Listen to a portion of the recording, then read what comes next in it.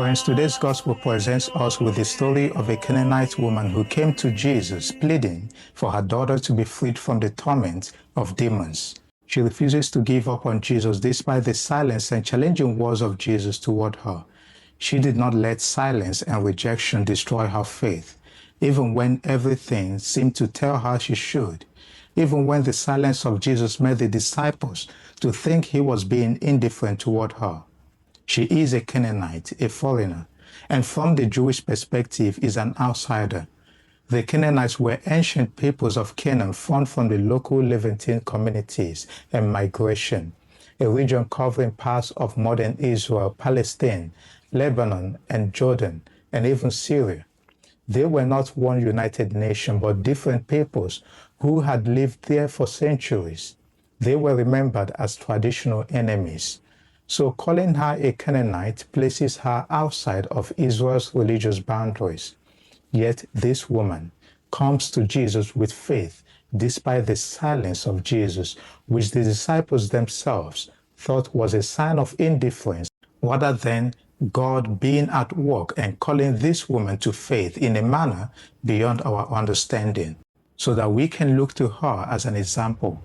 The woman persists, calling on Jesus, even as Jesus doubled down by uttering dismissive words to her. She remained in his presence because she did not interpret the silence or difficult words as rejection. That is the faith we are invited to learn.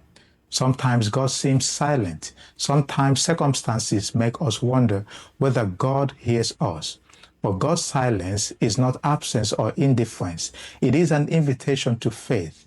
A school of faith teaching us to know him more deeply and to trust him beyond what we understand.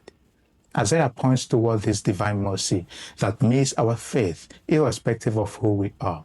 That God's house is a house of prayer for all peoples, just as St. Paul reminds us that God's gifts and his cause are irrevocable and his mercy embraces all. The Canaanite woman is a sign of the transforming power of the gospel, that in God's presence there is no Jew or Gentile, insider or outsider. There are only beloved children before the Father, for whom he sent his Son, our brother and our saving Lord. Faith challenges every culture that builds walls of exclusion. It calls us to become a people whose faith breaks barriers, whose mercy welcomes strangers, and whose love reveals the God who refuses to abandon his children who call on him. And may the Lord bless his words in our hearts. Amen.